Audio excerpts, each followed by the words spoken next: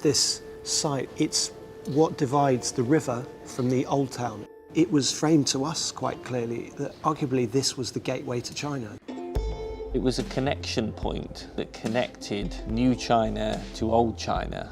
So we were drawing from the old and drawing from the new and fusing those together into a development which then hung together as one thing, so that when you go into the Bund Financial Centre, you know you're in it.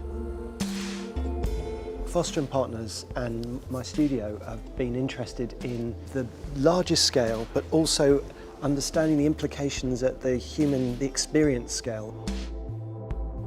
We were just thinking, how do we do something that feels like it comes out of some established cultural base, and the material of the stone that's millions of years old, hand carved, it felt that it gave a sophistication that was unexpected juxtaposition of materials, both the most modern and the most old, traditional and historic. Our thinking on the design was, how do you produce something which outwardly is of interest and outwardly adds something to the urban environment around it, while inside providing an environment which is flexible enough to develop as the foundation develops. The brief for the project was to be as adaptable and usable in multiple ways as possible. There's largely office towers, then there's retail space, and then there's subterranean, more major space with shops and other kinds of functions all stitched together. But then in the heart of the development, there was also a cultural building called the Fosun Foundation. So that was like a kind of jewel that would be discovered as you came through the different spaces we were making. A big aspect with the project was making a kinetic building. This idea of, could you make an architectural curtain?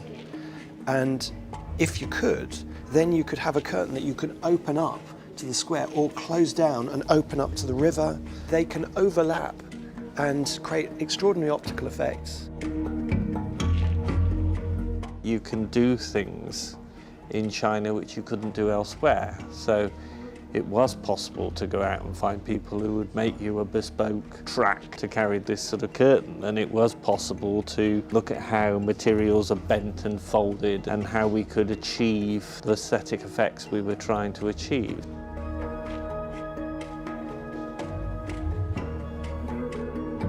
We were approaching it from what's the culture, what's the environment, what's unique about the place, what will the people do, how will the people move, and it was all those factors that then began to influence what the building looked like. As projects get bigger and bigger, it still really matters how something feels and the bits you touch. That for me was powerful in the sense of the process that I felt that we were going through, and it felt that that was something that we actually really had that in common, which I loved.